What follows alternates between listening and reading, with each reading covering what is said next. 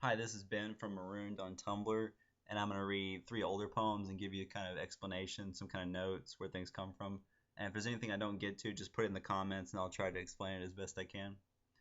So this is almost a year old. This is from June last year. He bought dozens of black goldfish with individual tiny bowls. He lined his room with them and just sat in his bed cuddling popples while thinking about you.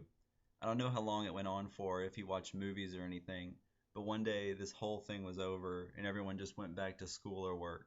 The popples were put back in the closet and he bought a bunch of Keystone Light to take their place. So I think the main thing here is just the popples and the Keystone Light. So if you don't know what popples are, you can Google that. They're toys from when I was a kid that you could kind of turn inside out and put them in a little ball and their tail would stick out. I think there was a TV show too. And then Keystone Light is obviously just kind of a crappy beer, which is kind of the opposite of Popples, but here they're kind of come together or something. This next one, this is all real stuff that actually happened. This is when I was living in Chicago. All these things are pretty much real. I saw you buying Clorox, so I came up behind you and grabbed your waist with both hands and kissed the back of your neck in a CVS aisle. A Camaro ran over a parking meter by a gay club across the street called the Twisted Spoke right before we went through the automatic doors. A huge flock of birds all died suddenly in Arkansas near the Spring River. We read the Huffington Post, so we didn't really care. There's a baby Harvard daycare center that makes the kids hold an invisible rope when they walk to the playground. So if you know the rest of my blog, I think I have 5 or 6 poems with CVS in them.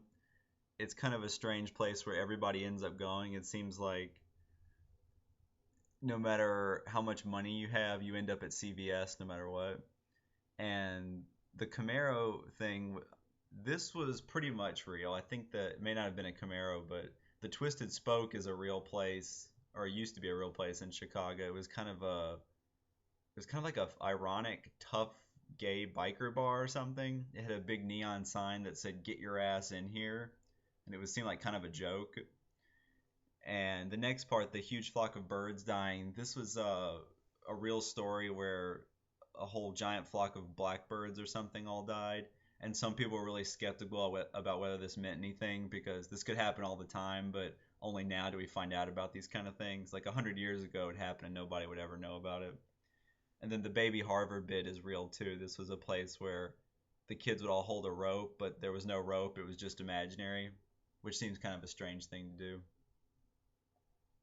This last one you might remember is from the Mitt Romney app where you could take a picture of yourself with a kind of banner over it that said something about America, but it was misspelled. And the rest of it was a real thing I heard about where people were going to the West Coast to see all the tsunami debris wash up, which seems like a really bizarre thing to do, but I think I would do that if I had a bunch of money and time to go do it. So this has a title. If you read my blog, you'll know that I usually don't have titles. This one does though. Live from Immersia. Dozens of people are traveling to the West Coast to see the tsunami debris as it arrives. A steady stream of pic is coming to live blog all the stuff as it comes in. There are going to be lots of dismembered feet still in their shoes coming ashore, since feet get waterlogged and swell up enough to stick in the shoes and avoid all the sharks, etc. This is the first time in history the average shoe has been light enough to float across the Pacific. Also, there are more web addresses than stars. See you in Oregon. So this was all real about the shoes being stuck in there, which I thought was interesting. And this was an intentional typo, steady stream of pic, where it's like there are so many pictures that it becomes one non-count pic. It just never stops. And this was apparently true that there were now more web addresses than stars. And of course, this is just the chance to use an emoticon at the end of a poem. So if there's anything, I'll have the link to these in the description. If there's anything else you want to know about, just comment and I'll get back to them as soon as I can. So thanks for listening.